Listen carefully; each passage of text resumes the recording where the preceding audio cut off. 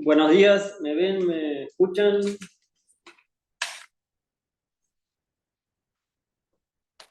Buen día, sí, se escucha. Bien. Yo en primer lugar, ahí está saludando la profesora Rosalía Daván. Voy a aclarar la duda con respecto a la clase anterior. Me acuerdo que la clase anterior fue 2 de noviembre, no pudimos dar la clase y había quedado una duda al final de lo que era la última clase que habíamos presentado de la práctica número 6, que mi idea es aclararla ahora para posteriormente ver lo que corresponde a la práctica número 7. Ahí voy a compartir pantalla. Yo no me voy a detener a leer la letra del ejercicio de que correspondía al ejercicio número 6, pero la aclaración que corresponde, en este caso en particular, y me acuerdo lo que se había comentado con respecto, era una deuda de juego del señor Iluso, en el cual lo que hace en una primera instancia y la postura que se plantea desde el punto de vista de la cátedra es que la sociedad conyugal le había pagado la deuda de juego. Entonces, posteriormente, lo que se plantea al final de esta PPT es la devolución de esa 110 de 100.000 que correspondían a las deudas del juego. O sea que en una primera instancia le habían pagado las deudas del juego a la sociedad conyugal y posteriormente debería hacer la devolución correspondiente, y por eso se plantea el concepto de devolución al final, que es lo que tiene que devolver el señor Iluso, reintegrando lo que correspondía a lo que le habían pagado por deuda de juego la sociedad conyugal anteriormente. Esa es la postura con respecto al tema planteado.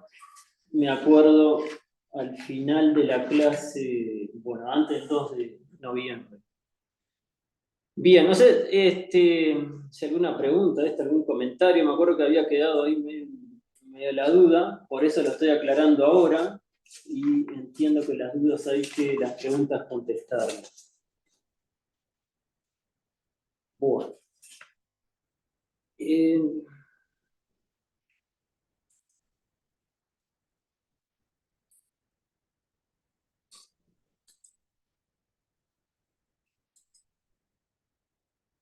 Yo seguidamente la idea de hoy es hacer la práctica número 7. La práctica número 7 hay algunos conceptos que tienen que ver con el tema de disolución de la sociedad conyugal, pero también aparece el concepto de sucesiones, que es lo que mi idea es, y lo que tenemos previsto con la profesora Rosalía Daván es, yo voy a dar una introducción teórica y después comenzaría con la práctica 7 y después lo va a finalizar ella. Esa es la idea de lo que vamos a hacer en el día de hoy. A ver si puedo agrandar acá.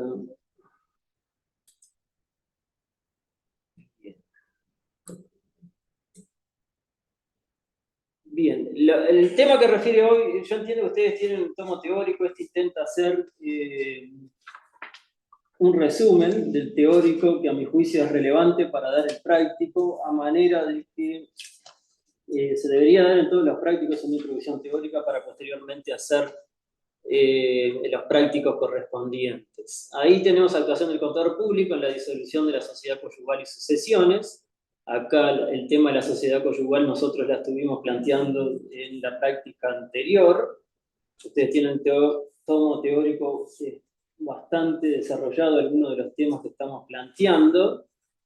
Acá vamos a ver algunos de los conceptos fundamentales para comenzar lo que es el práctico número 7. En primer lugar, este concepto de las sucesiones está definido en el artículo 776 del Código Civil. Sucesión o herencia, modo universal de adquirir, es la acción de suceder al difunto. Ahí dice representarle en todos sus derechos y obligaciones. Ahí hay un concepto importante que refiere tanto a los derechos y a las obligaciones que corresponden a las que le suceden al muerto después de fallecido el muerto, quienes le suceden y quien le corresponde, de acuerdo a lo que está previsto en la normativa, ser determinado como herederos. Se llama heredero al que suceden los derechos y obligaciones. Importante que no solo los derechos, sino las obligaciones también que corresponden. Los herederos pasan a ser propietarios en forma indivisa. Esta herencia, en monto del deceso, es causa ambiente. A esa masa indivisa es la masa hereditaria. Acá el proceso sucesorio en una primera instancia, declara el fallecimiento de los causantes, los bienes que se transmiten y el nombre de los herederos. Acá hay varios conceptos que refieren, en primer lugar, que nosotros participamos, los contadores públicos, en estos temas en particular, cuando justamente se forma la masa hereditaria, y ahí es donde hay que armar los lotes, y como en estos ejercicios prácticos se plantea. El otro concepto que a mi juicio no está aclarado acá, pero es para que se determine el fallecimiento de una persona, tiene que haber una partida de función, ¿no? El otro concepto importante, una partida de función actualizada, que es lo que corresponde y que es lo que garantiza el fallecimiento de la persona. Después, la sucesión admite dos formas. Acá la primera es la intestada, después la testamentaria, y después habría una tercera forma que es la mixta. La intestada es ab intestado, que rige por las disposiciones del Código Civil, artículos 776 a 1186 de la ley 15.855 y 16.081, modificada por el artículo 881 y siguientes. Y después testamentaria, que rige por la voluntad del difunto con las limitaciones que impone la ley. Acá sería, nosotros vamos a ver que puede haber un testamento, pero hay determinados requisitos formales previos a aplicar el testamento, que es lo que se debe cumplir en forma obligatoria, y a eso se refiere la normativa. Y después, lo que sería una sucesión mixta, entonces acá ya habría otro planteo, una tercera posibilidad, que es la combinación de las dos anteriores. Puede ser parte testamentaria y parte intestada, lo que sería una combinación de estos dos mencionadas en los puntos anteriores, ¿no? Una combinación del intestado y la testamentaria. Ahí se plantearía una sucesión que admite las dos formas y se denomina mixta. Acá vamos a hablar de otros conceptos importantes que tienen que ver con las asignaciones forzosas, son las que el testador está obligado a hacer, y es parte de lo que se mencionaba acá, y que implica las limitaciones a la voluntad del testado. Esto significa que hay determinadas personas que tienen un derecho sobre la masa activa y sobre la masa pasiva, pero que tienen un derecho, el cual va a primar por encima de lo que es el testamento, y a eso se refiere la normativa en el artículo 870 del Código Civil. Estas asignaciones son los alimentos que deben por ley ciertas personas. Acá me acuerdo que algo hablamos en la clase anterior, pero acá recaen lo que son el concepto de retenciones judiciales de menores. A eso se refiere en particular con todo lo que ello implica. La porción conyugal, que acá habría que determinar en los casos que corresponde, y las legítimas, que es parte de lo que vamos a ver seguidamente. O sea que estos conceptos deberían ser tomados en cuenta antes de ver el concepto del testamento, y son de carácter obligatorio. Acá especifica algunos de los conceptos anteriores, los alimentos que el difunto debería correr a ciertas personas. Esto refiere básicamente, como dije, a las retenciones de menores que por ley son de carácter obligatorio. Acá no, las retenciones judiciales, los porcentajes los determina el juez, el porcentaje de retención después de un proceso judicial, en el cual se establece la retención a aplicar sobre los haberes de determinada persona. Después, con respecto al patrimonio del cónyuge, premuerto, que hay un concepto interesante, premuerto, que la ley asigna al sobreviviente que carece de lo necesario para la congrua sustentación, y este concepto de congrua sustentación refiere al nivel de vida del cónyuge previo al fallecimiento de una de las partes. Lo que prevé la ley es que después de fallecida la persona mantenga su nivel de vida, y a eso se refiere el concepto de congrua sustentación, en medianamente mantener ese nivel de vida, y para eso que está especialmente implementado a ese concepto. Después, ¿no? Estos se ven en escritos judiciales para la congrua sustentación, a lo que refiere es al nivel de vida que anteriormente tenía la persona y que pretende mantener posteriormente, después del fallecimiento del concubino o de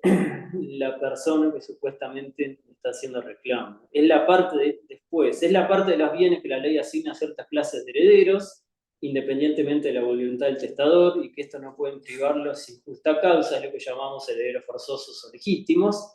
Acá hablamos de lo que les corresponden por derecho, parte de esa masa hereditaria, por ser herederos, llámense hijos. Hay un orden que ustedes lo tienen en los diferentes grados, que lo tienen en la página 25 del teórico, tienen una escala con diferentes grados en los que corresponden a los herederos legítimos o forzosos, comenzando por los hijos, y así siguen en lo que es el orden en los grados, y posteriormente lo que se denomina el orden de llamamiento. Acá tienen legítimos, los hijos legítimos y naturales, personalmente representados por sus descendientes, en el caso que tengan representante, y en el caso que surjan hijos naturales. Acá está el concepto de presentarse en los plazos de publicación para determinar si es un hijo natural o no. Hay gente que se presenta, son hijos naturales y le corresponde el derecho, hay otros que no. Es otro tema interesante. Después los ascendientes, estos son, si bien los descendientes son para abajo, los ascendientes son para arriba, ¿no? Unos para abajo y otros para arriba. Como dije, hay un cuadro que ustedes tienen en el tomo teórico, yo ahora no lo voy a abrir acá, pero está bastante claro el cuadro que tienen en la página 25 del tomo teórico, que muestra los diferentes grados dentro de los ascendientes y los descendientes, que van en diferentes grados, que empieza por el 1, 2, hasta los primos en cuarto grado.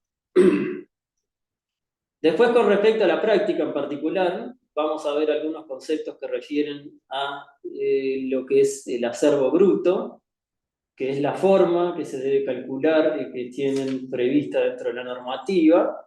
El concepto de acervo bruto refiere al conjunto de bienes y obligaciones que deja el causante. Como todo concepto de bruto, es toda la masa en principio. Y después, a este concepto de bruto, hay que hacerle algunas deducciones. Esas deducciones son las que están previstas, como dice acá en el artículo 1043 del Código Civil. Yo aclaro que este artículo refiere no solo a los impuestos que gravan la masa hereditaria, sino que refiere a estos 5 puntos. Entonces, del acervo bruto debemos hacer alguna serie de deducciones. Esas deducciones, para que constituyan el acervo líquido, son los gastos judiciales de publicación y testamento y demás anexos de la apertura de la sucesión. Acá hay determinados gastos que corresponden, como se menciona ahí, a la gestión de publicación del testamento. Todo, ¿no?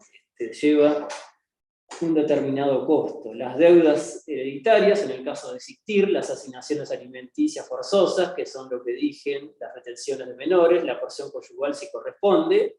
Acá habría que ver si corresponde o no. Puede ser soltero, ¿no? Después, los impuestos que gravan la masa hereditaria, que están expresamente determinados, que son los que corresponden en la aplicación de lo que hace que hacer la liquidación con respecto a DGI. Entonces, ahí menciona el artículo 1043 del Código Civil, que como dije, este artículo del Código Civil no solo refiere al punto 5, sino que están comprendidos estos 5 puntos dentro del artículo 1043 del Código Civil. Hechas estas deducciones, que corresponden al acervo líquido, nos va a dar como resultado el acervo imaginario, que es el acervo líquido más donaciones entre vivos del causante. Acá hay otro concepto que refiere al acervo imaginario, que después de hecho el acervo bruto les resto el acervo líquido con las deducciones que mencioné, y eso me va a dar un acervo imaginario. Ese acervo líquido, más las donaciones, acá hay otro concepto que refiere a las donaciones hechas por la persona fallecida anteriormente en vida, se entiende, que hizo las donaciones previo a morir.